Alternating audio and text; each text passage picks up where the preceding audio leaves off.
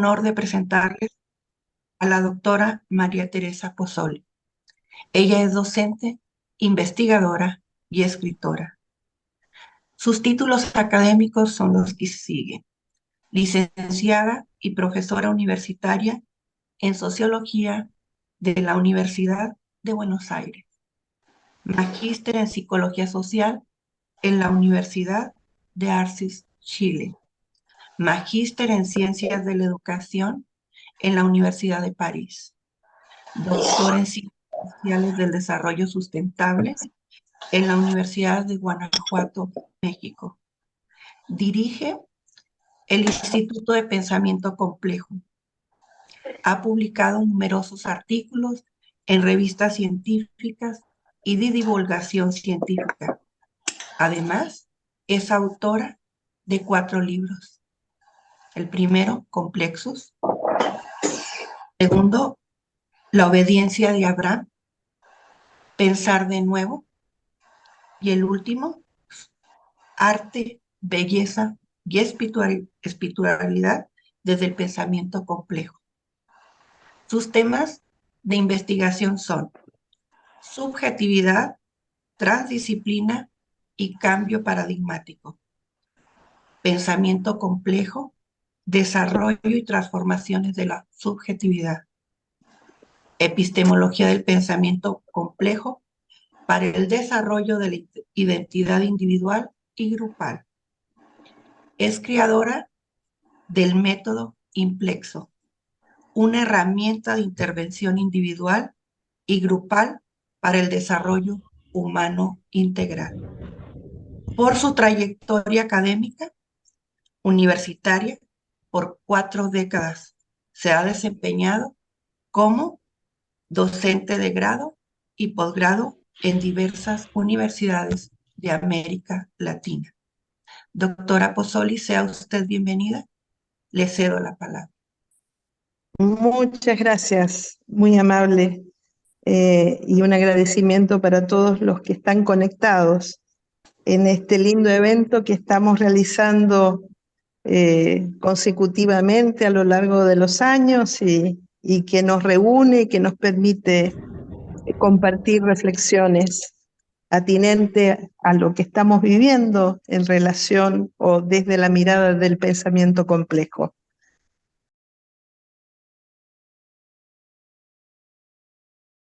En esta ocasión quisiera compartir con ustedes algunas reflexiones respecto de lo que es en el contexto de las revoluciones tecnológicas actuales, los efectos que han tenido a nivel de lo educativo, de nuestros aprendizajes, de nuestras formas de vivir y de ver la realidad.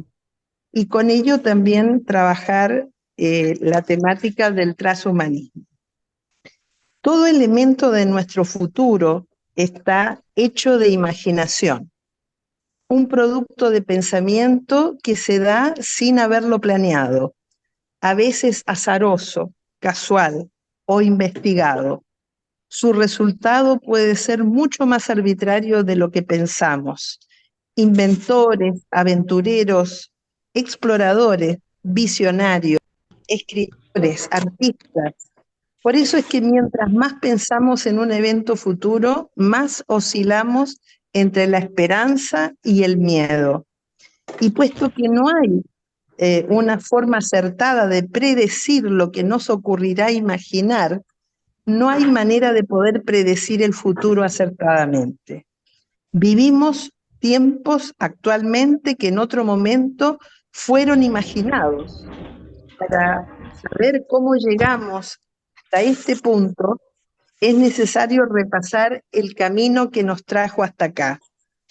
Lo que vivimos hoy día de asombro y perplejidad, otrora fueron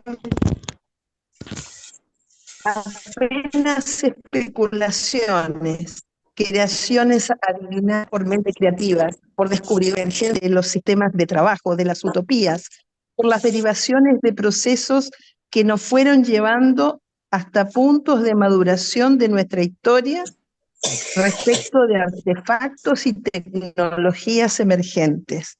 Es necesario revisar la historia de nuestras revoluciones industriales.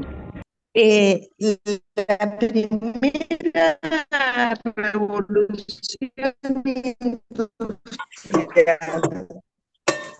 ocurrió en la segunda mitad del siglo XVIII con la mecanización de vapor.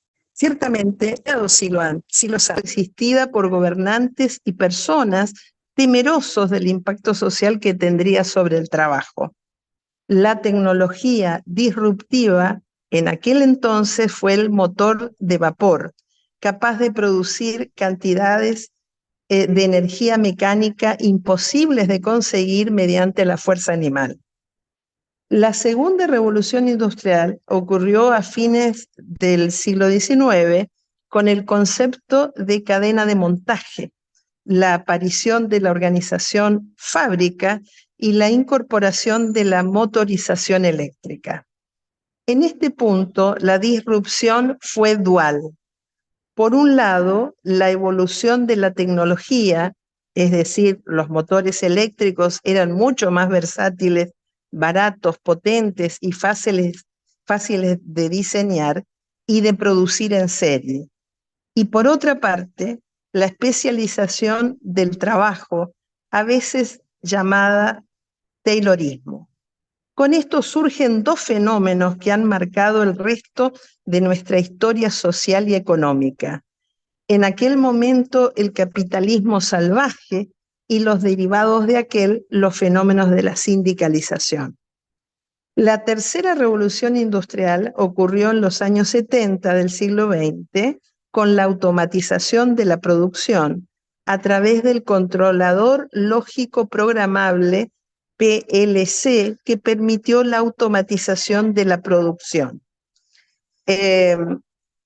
Significa esto del PLC un conjunto cibernético que funciona como un ordenador donde las partes principales son la CPU, un módulo de memorias, de entradas y de salidas, la fuente de alimentación y la unidad de programación. Se implementaron los PLC justamente en las fábricas automatizadas con trabajadores asistidos por la tecnología en los procesos automáticos. La cuarta revolución industrial incluye la digitalización completa de los procesos, la robotización de la fábrica, que podría eliminar casi por completo los puestos de trabajo en líneas de producción. Y en estos procesos se crean y mejoran y ajustan a través del uso de la ciencia, de sus datos en general y de la inteligencia artificial en particular, que es un tema en el cual entraremos más profundamente.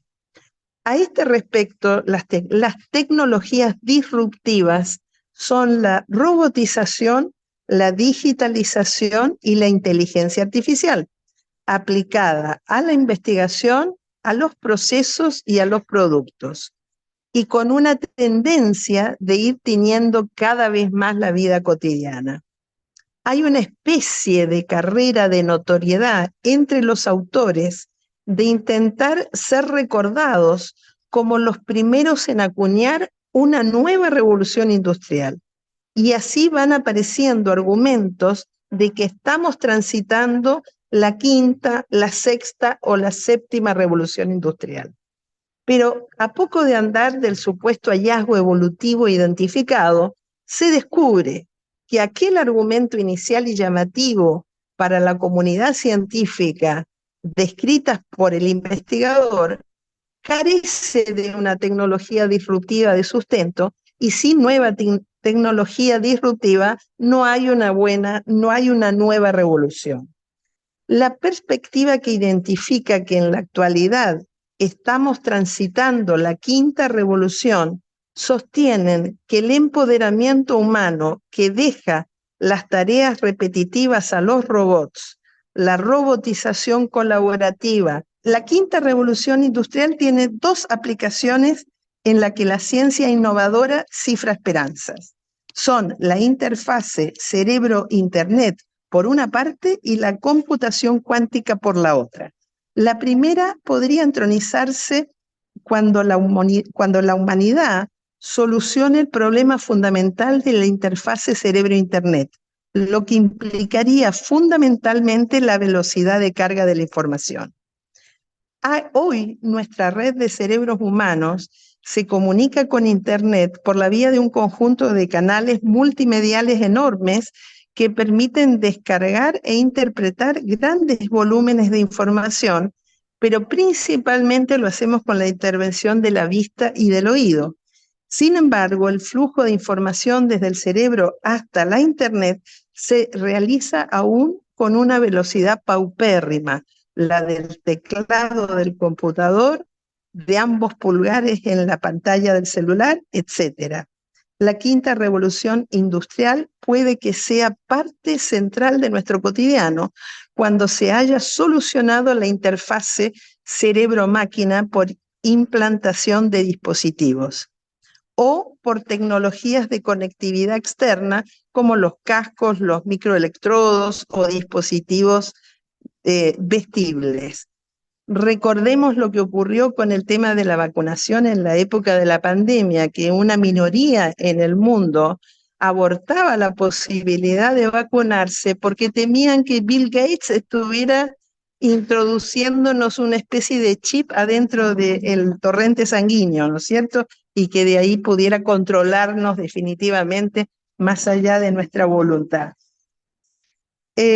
Imaginar a todas las personas capaces de acceder a Internet solo a través del pensamiento sería que estemos al frente de una disrupción que lo cambiará todo y que la historia puede recordar y acuñar como la quinta revolución industrial.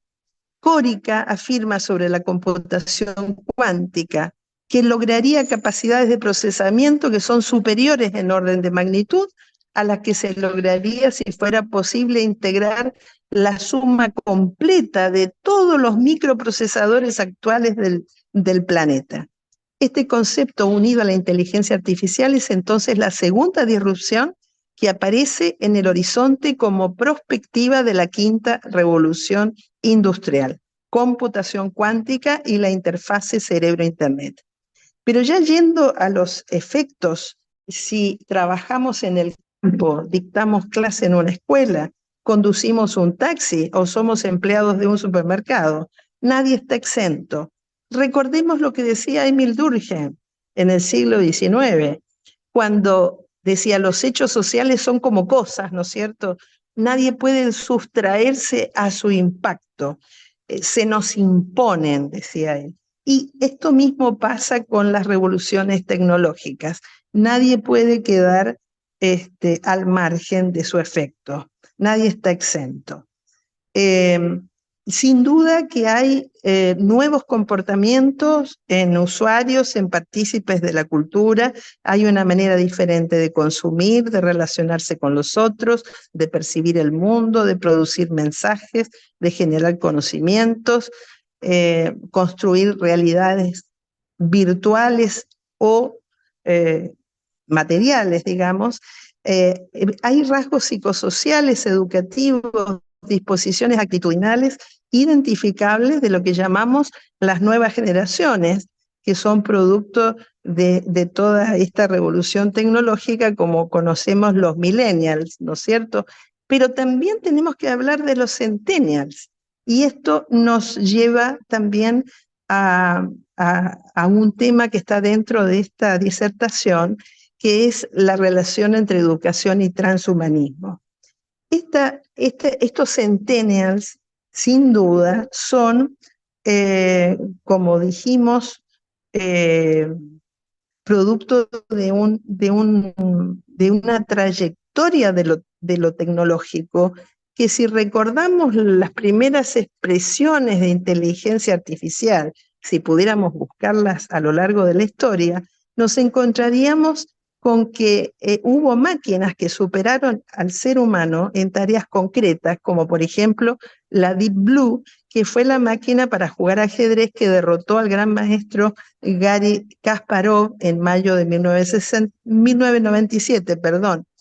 El concepto de inteligencia artificial existe desde la conferencia de Dartmouth en 1956, donde se usa esta expresión, pero ha sido en el último decenio cuando los sistemas de inteligencia artificial y algoritmos, han irrumpido con contundencia en nuestras vidas cotidianas. En este coloquio decíamos que uno de los temas que estamos abordando es el tema del transhumanismo, que es un movimiento que pretende mejorar la naturaleza humana a partir de la biotecnología, que propone superar los límites naturales de la humanidad. Su necesidad de avanzar en un ser que no esté afectado por la enfermedad y que pueda prolongar su vida. El transhumanismo habla de temas que han plagado que han plagado la historia de nuestra literatura, del cine, etcétera, de guiones cinematográficos en los cuales hay personajes que son invulnerables, héroes transhistóricos y cercanos a la existencia de la eternidad. El tema de la inmortalidad utiliza Morán para referirse a este tema. Se trata de una extensión radical de la esperanza de vida en buena salud, en su longevidad asombrosa. De ahí que hablábamos de los longenials, ¿no es cierto? Y no es lejano a una creación de la ciencia ficción, de modo de vida y expresiones transhumanoides con virtudes y poderes inalienables e inconcebibles para nuestra de 100 años, que su vitalidad, su conexión con la realidad, etc. La idea de que podríamos aumentar considerablemente la duración de la vida en condiciones de buena salud hasta alcanzar la mortalidad, como decía Morán, implica, lejos de lo que se le critica muchas veces, que esto tendría que ver con el hombre virtuoso del nacionalsocialismo, no, estamos entendiendo que este transhumanismo persigue indefinidamente el ideal de la perfectibilidad humana. No se desea caminar hacia un nuevo humano estandarizado, cuya homogeneidad sea perjudicial, no se interesan por el aumento del rendimiento, como se les indica, sino por el incremento y la elevación de otras virtudes humanas, por ejemplo, por la capacidad de disminuir nuestra atávica tendencia a acumular, que nos hace vulnerables a los fuegos de artificio de la sociedad de consumo, lo que podría ser una verdadera mejora en nuestra relación con las cosas, con la materia y con el tema de la codicia. El transhumanismo suele recibir una condena debido a su interés pretendidamente centrado de lo cuantitativo, cuando en realidad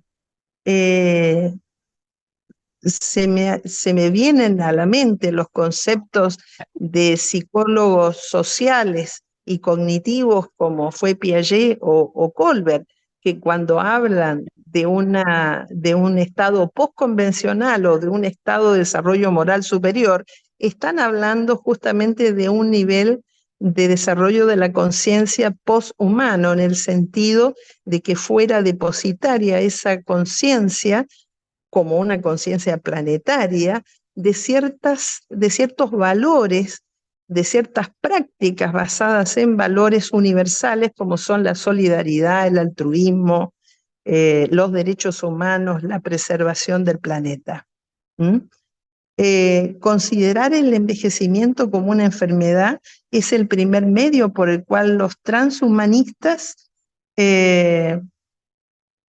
han incentivado las investigaciones. Francia tiene grupos de estudio como el Exensanté, que cuenta con el apoyo de los principales representantes de la investigación francesa sobre el tema del envejecimiento. Avanzar hacia una duración de la vida que sea cada vez más el resultado de nuestra elección, pues los transhumanistas no desean obligar a nadie.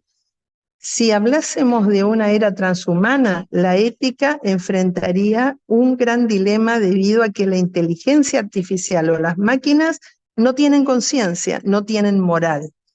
Solo son eso, máquinas. Lo moral o lo inmoral son solo categorías humanas y para seres humanos de tener una inteligencia artificial autómata moralmente sería, a mi juicio, una simple utopía.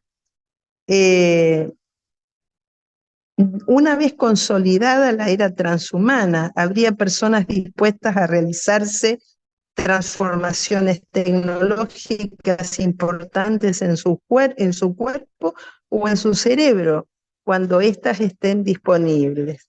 Y sobre esto hay mucho que reflexionar. Por eso es que hay un tema de la bioética que está justamente permeando todas estas nuevas prácticas de la revolución tecnológica actual. La idea central aquí es el dilema ético, justamente la incorporación de las máquinas respecto de las tecnologías emergentes en el cuerpo humano, la utilización de la inteligencia artificial para usos comerciales, para usos productivos, digamos, porque todos estos ámbitos son ámbitos en los cuales hay un gran vacío legal y hay, digamos, una falta de normativa, ¿no es cierto?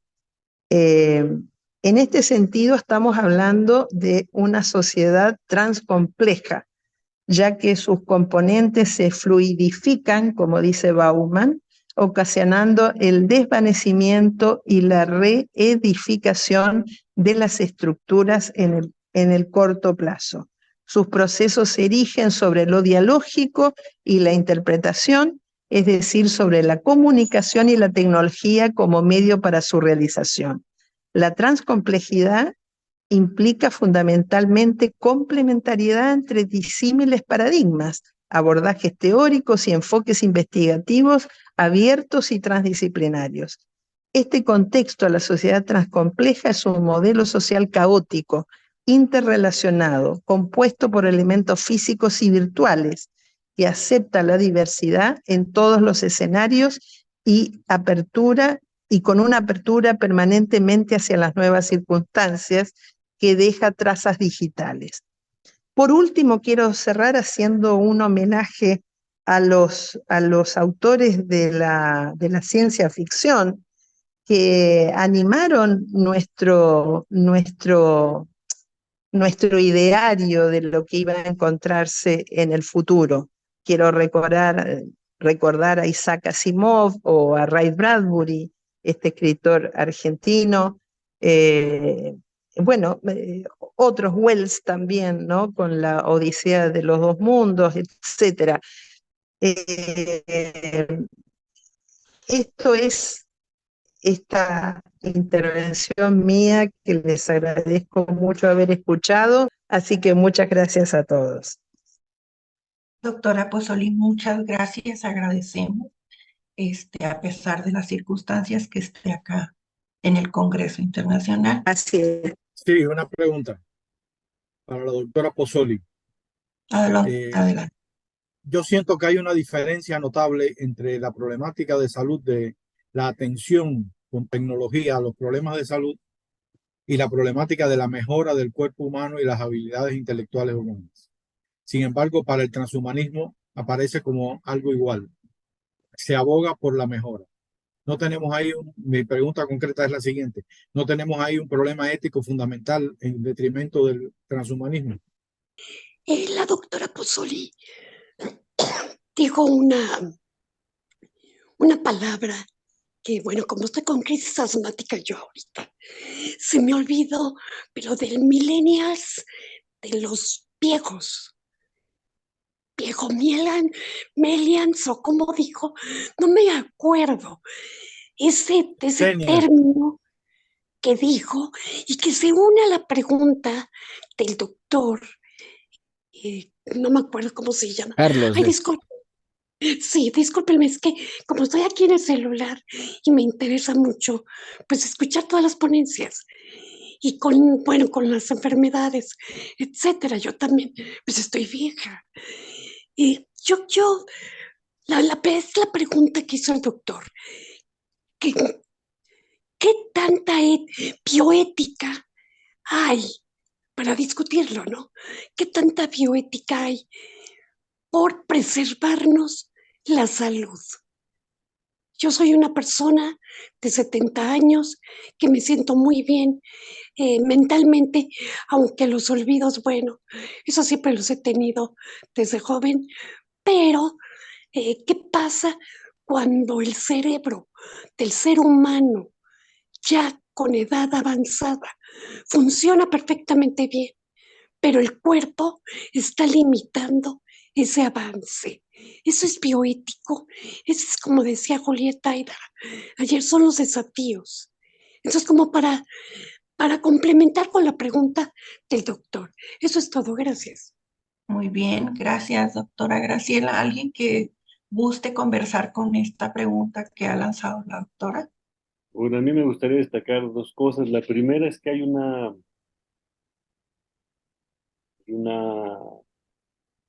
notorio diferendo eh, que expone la pregunta del doctor Delgado, no entre la doctora Pozzoli y él, sino que vendrá a consecuencia de principalmente las decisiones que asuman, en todo caso, los usuarios o consumidores de las tecnologías, ¿no? Me parece que uno de los retos más importantes en términos de lo que vaya a ocurrir con el uso de dispositivos incorporados eh, o, o endocorporales, ¿no? A la manera de Jotlis Corrogen dependerá en gran medida de los usuarios y va a haber una pugna muy importante también en términos de discursos mercadológicos que me parece que no están tan lejos, ¿no? De que los empezamos a vivir y a experimentar en la vida cotidiana.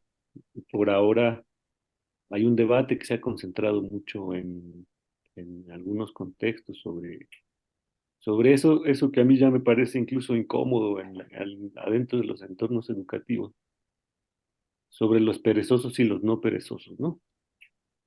Los perezosos que usan la tecnología y los perezosos que no la utilizan, ¿no? Un debate, en mi criterio, que incluso a todos nos vuelve perezosos porque significa desperdiciar tiempo en algo que no tiene sentido en términos de esa localización del debate. Hay muchas otras cosas antes de ser perezosos que pasan por el uso inteligente, eficiente, ineficiente, descuidado, eh, poco ético, antiético de las tecnologías antes que si somos o no propiamente definidos desde la mirada de un tercero, como quienes hacen o dejan de hacer lo que otros quieren, otros esperan, ¿no?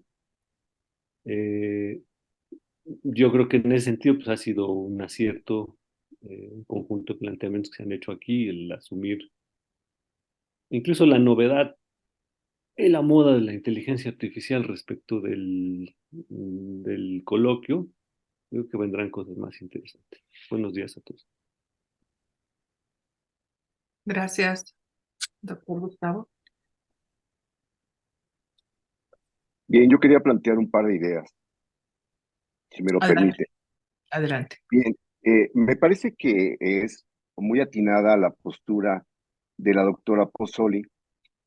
Si bien es cierto que ella abre una ruta que pareciera que la siguiente etapa de un eh, humanismo que proviene del homocentrismo, ahora se encamina hacia un post o transhumanismo incluso, ¿verdad? Pero me parece que hay otras opciones. Y me parece que otras opciones también van señalando, y eso es lo que yo voy a tratar de plantear en el momento en que yo exponga el trabajo que quiero compartir con ustedes, hacia el biocentrismo o el ococentrismo, que me parece que es otra posibilidad, entre muchas otras, como ya lo veremos, para poder pues encontrar algunas otras rutas que abran posibilidades en esto que se señalaba como bioética, para encontrar pues las mejores condiciones para poder convivir con las tecnologías, que también hay que recordar que hasta donde nosotros tenemos claridad en estos momentos, antes que Homo sapiens fuimos Homo, pues seres humanos que Homo faber, ¿no? Que trabajábamos con herramientas. Las herramientas han acompañado a la humanidad a lo largo de toda pues, su evolución, de tal manera que van a continuar hacia adelante. Entonces, me parece que si bien es cierto que hay la posibilidad de escindirnos de esas tecnologías emergentes, pues una cantidad importante de la población van a tener que sumarse a ellas y tendremos que encontrar las mejores maneras para que sean nuestras aliadas y no que se conviertan en nuestras némesis. Eso es lo que yo quería compartir. Doctor. Adelante. Sí, Adelante, doctor. yo quiero expresar mi coincidencia con mi buen compañero y hermano Gustavo, siempre tan, tan Gracias. claro con sus apreciaciones, y también con don José Rafael Mauleón. Incluso quiero pensar, por ejemplo, en la evolución de los paradigmas ambientales. Bueno, pues aparece lo que ya conocemos, ¿no? La visión de la economía de frontera, las dos versiones, tanto de la economía política marxista como la de la economía clásica y demás. Aparece también pues la narrativa que se va tejiendo a lo largo del tiempo sobre primero pues la protección ambiental, luego la administración de recursos bueno, hasta que aparece de pronto por ahí esta perspectiva del paradigma del ecodesarrollo y el paradigma de la sustentabilidad, que son parte de un proceso de continuidad, porque eh, eh, bueno, el autor, se me fue su nombre, del ecodesarrollo, bueno, se trabaja también la perspectiva de la sustentabilidad, y ahí la dimensión ética es tremendamente fuerte y se ha trabajado mucho en los últimos años en el contexto de las ciencias ambientales, en el contexto de la educación ambiental, en el contexto bien. Y luego, pero el paradigma de la ecología profunda, resignificada mucho con los planteamientos que se han hecho en estos días de lo espiritual, lo sagrado, y bueno, todo este reconocimiento de la totalidad de los fenómenos terrestres, su interconexión, la vida misma y demás. Bueno, la perspectiva, como bien señaló el señor José Rafael, esa perspectiva biocéntrica, que pudiera parecer utópica en determinados aspectos, tiene una fuerza y un valor, tiene una consideración muy importante, ¿no? Y creo que también encuentra un vértice, un espacio,